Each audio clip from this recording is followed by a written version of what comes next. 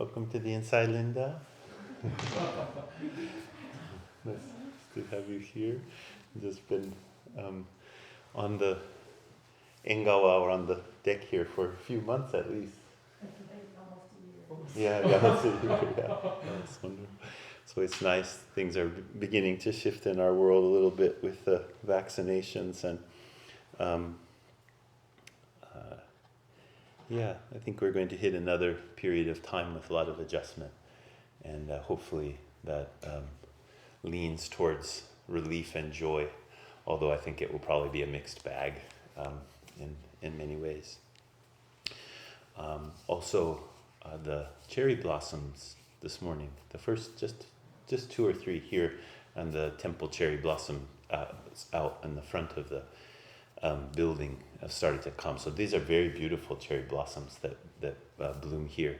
So I encourage you sometime over the next week or 2 weeks to stop by the temple and offer incense and see the cherry blossoms. I heard many of the cherries in Salem were really severely damaged in the ice storm a few weeks ago. My parents, where I grew up, is just a short walk to the Capitol building there, and we'd always go and see the cherries there, which were donated by someplace in Japan. I can't remember what. So anyway, I like cherry blossoms. So my favorite, those apple blossoms. They will come soon. So the past few weeks, I've been attempting to talk about the great vehicle, the Mahayana, and typically, when people hear the word Mahayana, they think of it as a classification of Buddhism. Like there is the Theravadan Buddhism, Mahayana Buddhism, Vajrayana Buddhism. And that's the way that we oftentimes hear that word, great vehicle teachings. And that's fine. That gives us some way to contextualize different kinds of teaching. But what I'm talking about here is not simply a kind of way of classifying teachings, but talking about the great vehicle, the teaching of the great vehicle. This is completely core to the practice of Zazen as we've received it through the lineages of Dogen and Keizan Zenji. And that's why I'm talking about.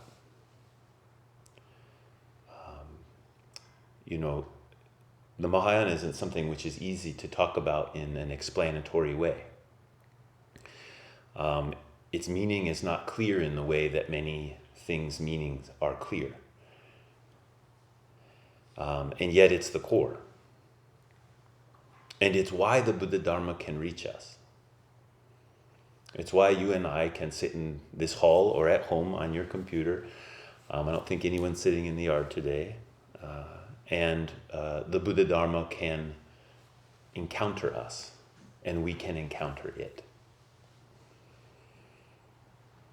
We chant in the morning before the talk. We say, this wondrous Dharma is rarely met with even in 100,000 million kalpas. It's so rare to meet it. But it's not rare to meet it because it is only in a rarefied place.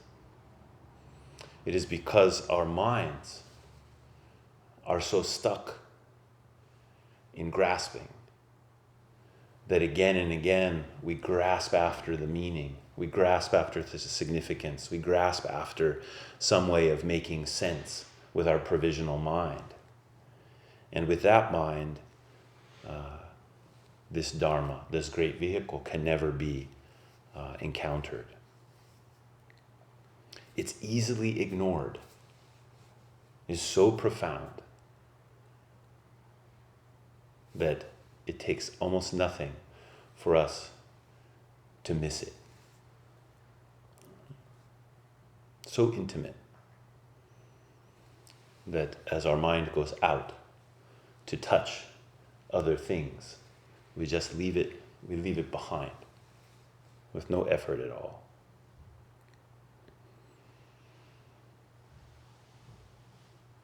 I was asking myself this question this morning, when we're on talk number 4, and I'm not exactly sure what I'm doing, I ask myself, why am I talking about this?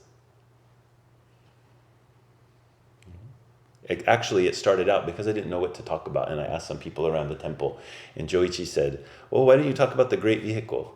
You could call it, what's so great about the great vehicle? And I thought, oh, that sounds pretty good. And we decided that on Friday, and then I came up with something on Sunday. And so maybe that's the way it started. But really, the reason I'm talking about this is because I'm afraid. I'm afraid for our world. We need medicine. We deeply need this medicine of the great vehicle. And so I turn to it again and again and again in my own individual life and within the life of the temple, the life of my family, life of the community. And while I have fear for our collective lives, I also have a hope. I know there's another way. Whether we can really transform the way we're living, or we have to go through another cycle of destruction, perhaps disappear as humans altogether and appear as something else. And after kalpas, to reach a higher stage than we've met now. Perhaps that's our path, I don't know. But my hope isn't located so much in time. It's not located in when we'll be able to do it, but in the actuality of this vehicle, which is the liberation of all beings. In the Lotus Sutra, in the second chapter of the Lotus Sutra called Skillful Means, the Buddha says, only a Buddha together with a Buddha can fully understand the true character of all things. It's a very curious statement.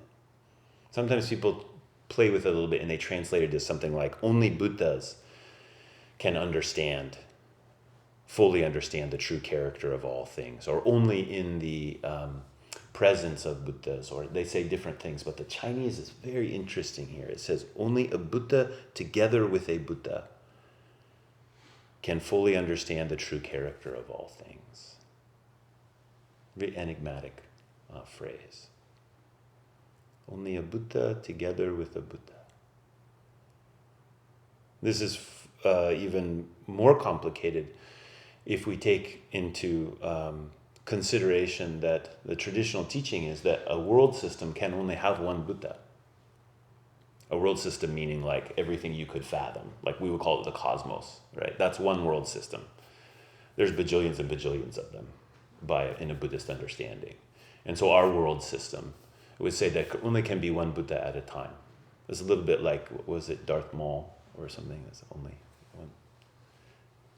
Isn't that what isn't there only about to be one dark Jedi at a time or something like that? Yeah. Anyway, so only one Buddha at a time. This is the traditional teaching. And even still in the Lotus Sutra, it says, a Buddha together with a Buddha.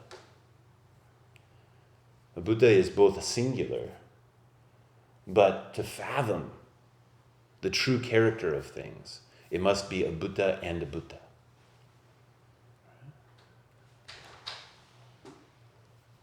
I'm just going to leave that there without too much explanation.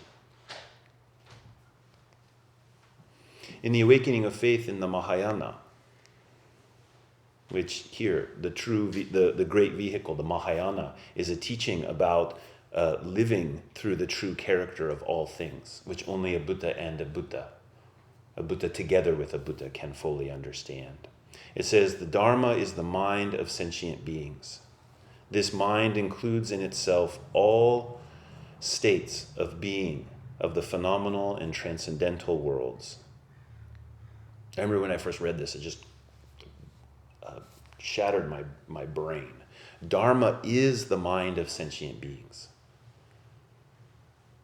Buddha Dharma, awakening, is the mind of all sentient beings. It's not the awakening that gets around, gets through, transforms.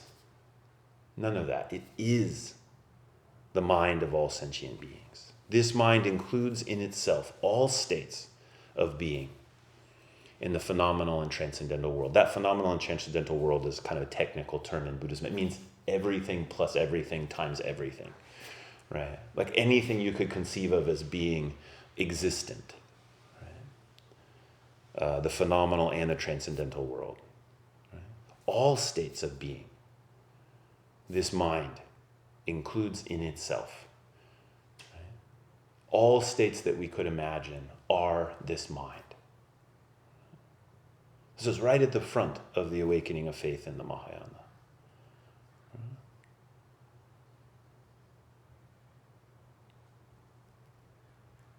Okay, I'll leave that there for a second. I'm going to come back to these as we go along. And so the question arises, what is the Lord to do?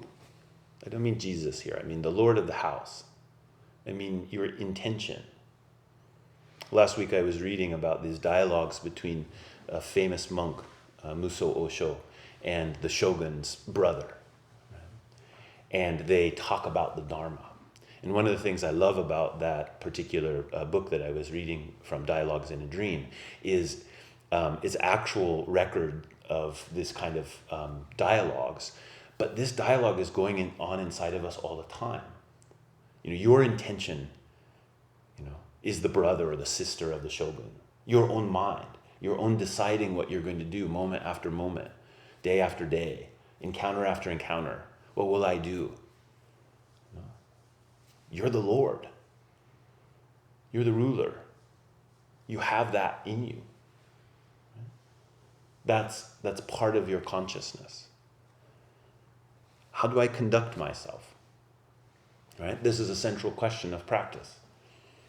How should I live? What is there to do and what should not be done? Now, when we just talk about it in terms of how do I conduct myself, it gets a little bit too small. That's why I like this story about this dialogue between the monk and the shogun's brother, because I hear that dialogue in my mind all the time. When I think about just myself, am I the monk? Am I the shogun's brother? I don't know. Both of those beings are inside of me. When I ask myself the question, how do I conduct myself? This multifaceted, ungraspable me is what I'm referring to. Multifaceted, ungraspable self. If you pay attention, it's frustrating when you want to control it, that it doesn't just kind of do what you want it to do, and then you realize it's you that's wanting to do it. But what is that you that wants to do it that already is multifaceted? So even your wanting to do it is suspect in terms of it being a unitarity inspiration. Right? It's quite messy in there. There's all kinds of things going on. Hallelujah, by the way, because if the Lord was just in control, if the shogun's brother was in control, and there was no monk, it's not a good situation actually. When power dominates. We need power. We need to be able to move. We need to be able to make decisions. Efficacy in itself is not a problem. But if only that part of our being which makes choices and decides is the one that rules, we're in big trouble. Because it will fashion the world in a very narrow, exclusive image of its own goals. So when I ask this question, what is the Lord to do? How do I conduct myself? Right? All of these beings, every being that could appear is mind. And that mind itself is Dharma. This is the Mahayana. Later on in the awakening of faith in the Mahayana, this is a part that I've read at assemblies here for many, many years, so many of you have probably heard it before. I think of it as the Hallelujah section of the awakening of faith in the Mahayana. All beings, since their first aspiration, till the attainment of Buddhahood are sheltered under the guardianship of all Buddhas and Bodhisattvas, who, responding to the requirements of the occasion, transform themselves and assume the actual forms of personality. Thus, for the sake of all beings, Buddhas and Bodhisattvas become sometimes their parents, sometimes their spouses and children, sometimes their kinsmen, sometimes their servants, sometimes their friends, sometimes their enemies, sometimes reveal themselves as devas or some other forms. Again, Buddhas and Bodhisattvas treat all beings, sometimes with the 4 methods, sometimes with the 6 paramitas, or with some other deeds, all of which are the inducement for them to make their enlightenment perfect. Thus, embracing all beings with their deep compassion, with their meek and tender heart, as well as their immense treasure of blissful wisdom, Buddhas convert them in such a way as to suit their needs and conditions, while all beings thereby are enabled to hear or to see the Buddhas and thinking of Tathagatas or some other personages to increase their root of merit. It goes on and on. But from the very first place where we seek, where we have an aspiration to awaken, to live out a life of liberation that isn't only about our own liberation, but is about the liberation of all beings. From that moment, the awakening of faith in the Mahayana says the Buddhas and Bodhisattvas know us. And they not only know us, but they appear again and again and again. And this list here, sometimes their parents, sometimes their spouses and children, sometimes their kinsmen, sometimes their servants, sometimes their friends, sometimes their enemies, sometimes reveal themselves as devas or in some other forms. The Buddhas and Bodhisattvas appear in these forms over and over and over again for the purposes of bringing us farther along the path of awakening, the path of the Buddha, the great vehicle. This is what's meant by skillful means. This is central teaching of the Mahayana, that the Buddha teaches through skillful means. The Buddha is always meeting us where we are, right? Is presenting us an opportunity for awakening through whatever it is that we encounter. It is different than saying everything is good. You know, like I grew up in a family where I'm very thankful for this. We had this kind of mind that everything happens for a reason, right? Which I don't think is really true, but I'm glad I was raised that way. Because it wasn't, how do I find fault with the world? That wasn't the discipline. It was to find meaning. Which is different than saying, actually everything has a meaning. That's a little different. That's how we said it. But the discipline that we had to engage in was to uncover meaning, to find significance in our life. You see how different this is than the idea that awakening would be about getting away from the world, about getting away from the current problems, about getting away from the current situation that we not only find ourselves in, but we have created, and we create again and again. And so this teaching of skillful means, this appearance of the Buddhas and Bodhisattvas in many forms, again and again and again, once we give rise to the thought of awakening, once we think, I want to live a life that has deep importance. I want to live that way. Well, then you meet things that way. Meet the Buddhas and the Bodhisattvas that are teaching you again and again and again. person who drives slow in the left-hand lane on the highway, they are your friend. Or at least your teacher. So I don't mind the people who drive slow. I don't like the people who drive fast and then slow and then fast and then slow and then fast and then slow. And when you try to pass them, they get mad at you. That's my real challenge.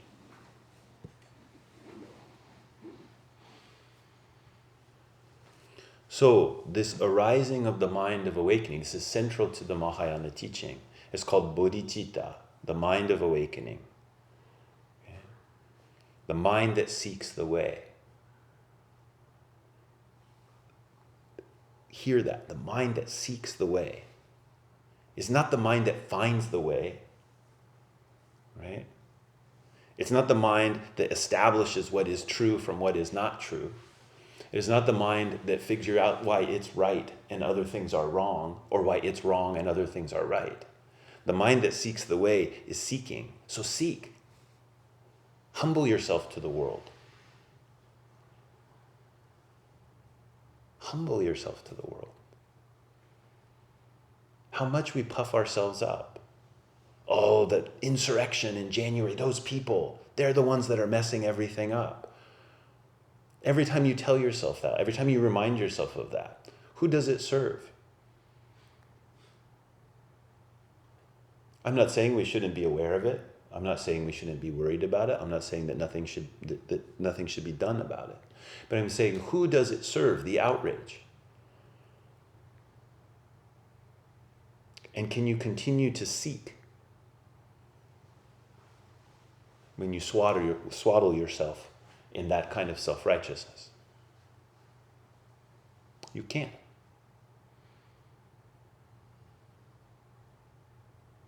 The seeking requires you to humble yourself to the world. What is the meaning there? What is the meaning of where we stand as a people, as a country?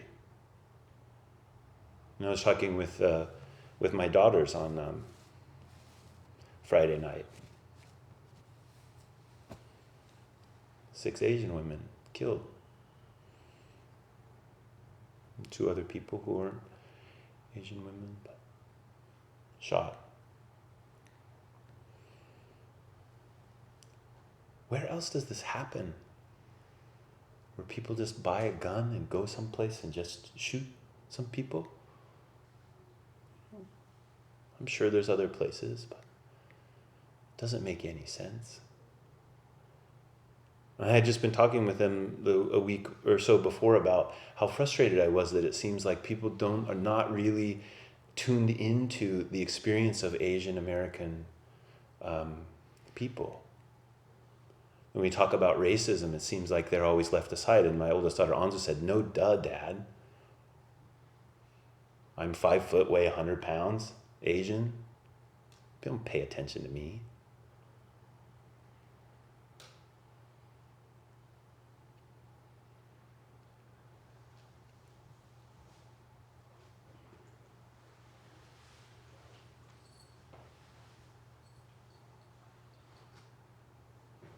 We have become an isolated people, a brutal people.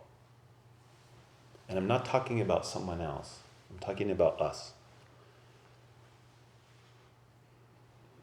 I'm talking about an addiction to a self-view.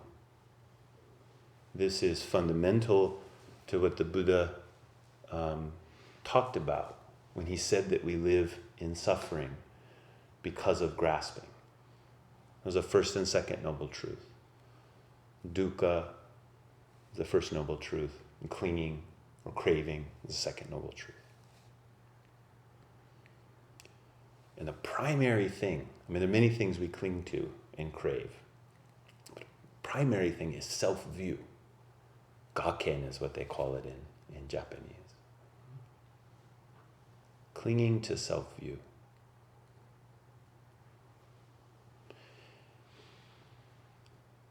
And as we continue to be so individualistic, not a Buddha and a Buddha. That's not our quest. Our quest is the Buddha is going to find out what the truth is, and there's going to be me. or it's going to be somebody who I can submit to.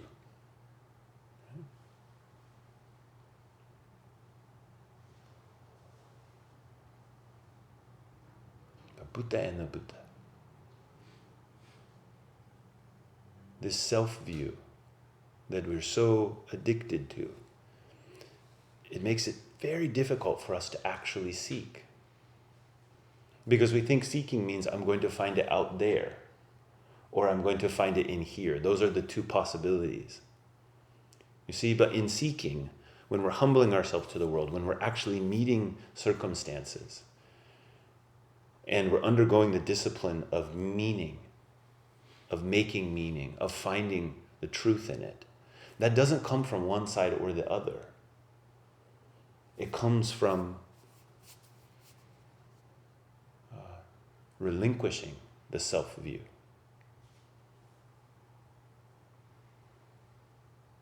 The mind of all sentient beings is the Dharma.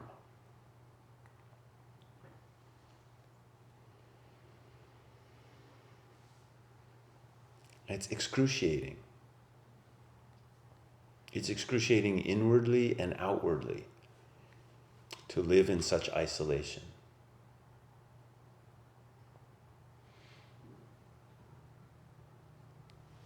And my guess is that you experience this. Inwardly, we can't find a place of repose. And outwardly, we need to keep pushing on things to get some measure of rest.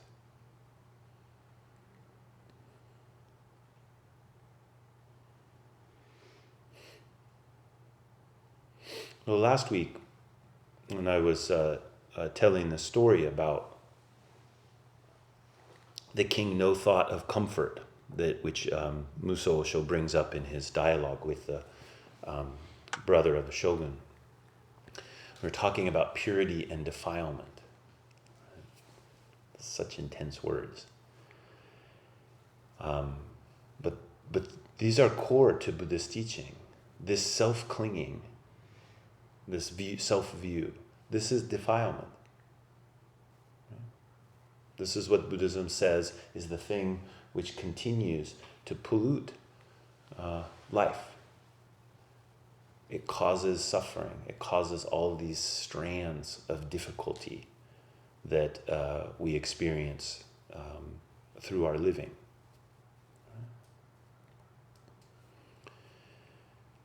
Now, the thing that's I love about that story, and we'll talk about it here in a moment, is even to say purity and defilement.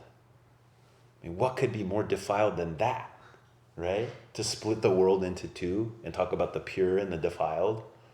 Right? But to teach, the Buddha has to say something, right? The Buddha has to give us something. That's why it's called skillful means, because the Buddha gives us some teaching which meets us where we are.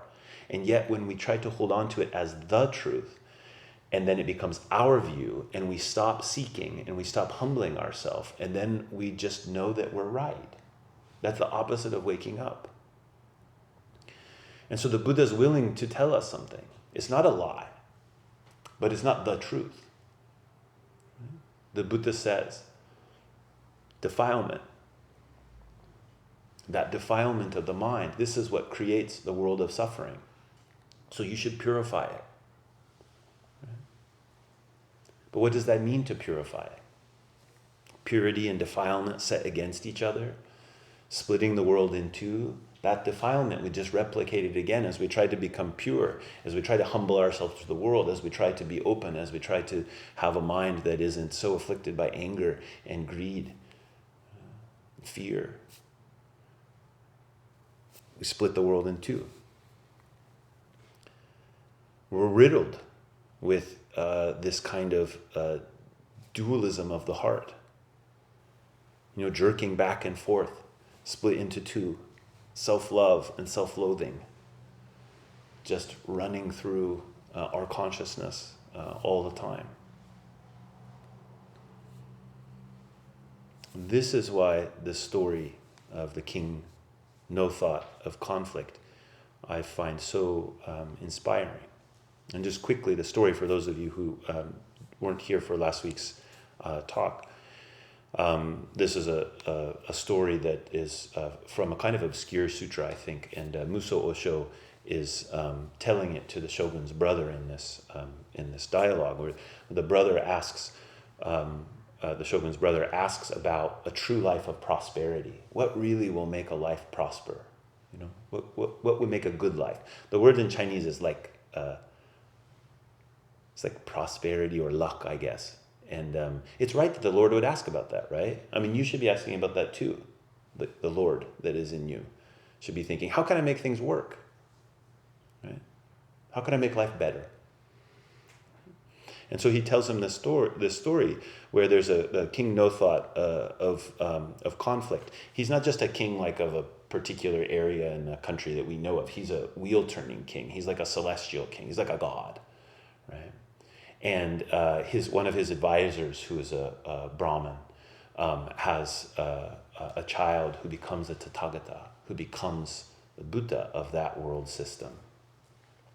And the king no thought of comfort is paying respects to this Tathagata, is bringing all kinds of gifts, builds a massive park that's all paved with gold, and this huge tower that's all filled with different kinds of precious gems, and burning lamps for just days and days and days upon end, doing all these kind of venerative activities. And when the Brahmin goes to talk with their child who has become this Buddha, the Buddha says, oh, this is fine, but you know, the king is doing it all to produce good results.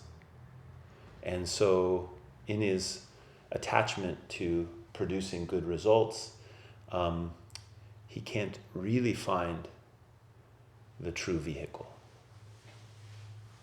And so the Brahmin goes back to the king and tells him of this, and the king goes into, it says he goes into his private quarters, which I think is very interesting. He goes like deep into the keep, into his own room by himself. And it says that he sits quietly and contemplates this, and something shifts in him. And he goes and he sees the Tathagata, and the Tathagata could see that something changed. And because the Tathagata, when a being has been awakened in this way, they can see the lives of other beings very clearly, their past and future lives. And so she says to him, she says, oh, in a future life, you will give birth to a great vow, and you will become the Buddha Amitabha, who establishes a Western Pure Land in which all beings are invited. All beings are invited to that Pure Land of Amida Buddha, so that they can live a life of awakening and become Buddhas themselves.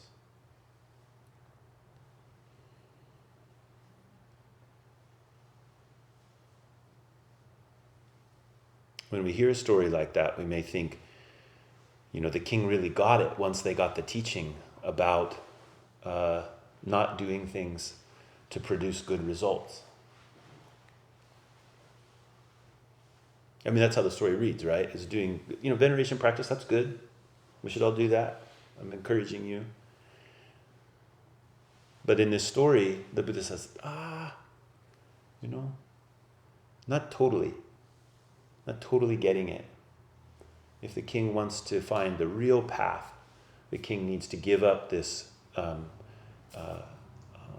grasping after good effects.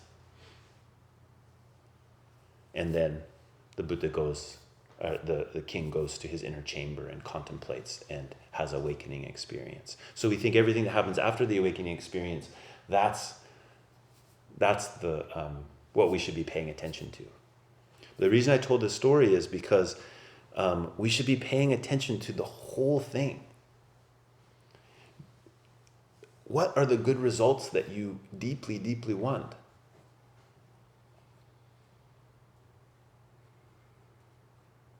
And how are you seeking them? If the king had not done that, the king could never come to the place of having the realization of universal awakening and becoming Amida Buddha.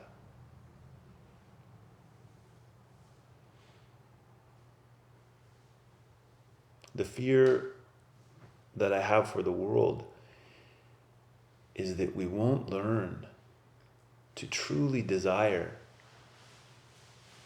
the good results, not just for myself, but for all beings.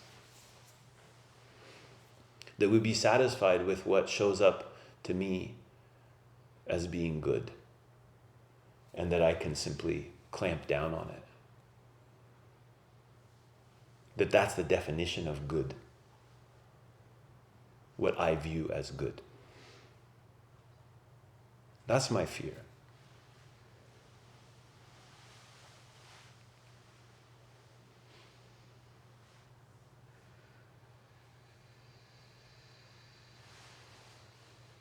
And so, I don't know how much sense I'm making here, but I want to encourage you. This great vehicle teaching is not something that can be grasped with the mind. It is the mind. It is every encounter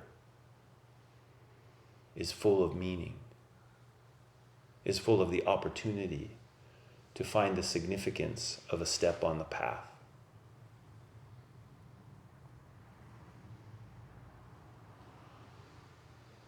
And we don't need to wait. We don't need to wait for the place that is just right.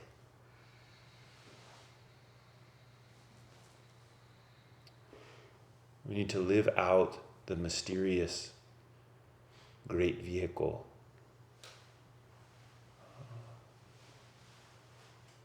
by seeking.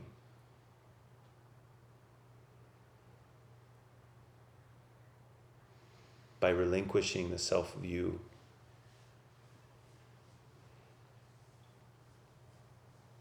By becoming intimate with our own defilement. Not so that we can weed it out or, torch it, but so that we can see right within our own grasping mind, right within our own deep desire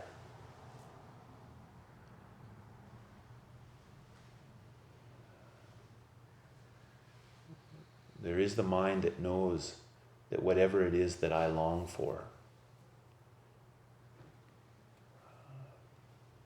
it is not simply my heart as a lone individual that longs for this.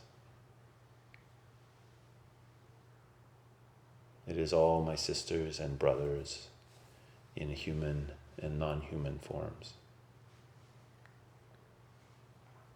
They also have this same heart. They also are this same heart.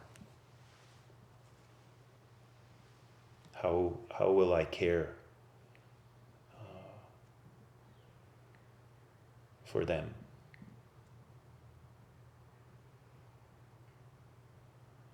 It means I also have to care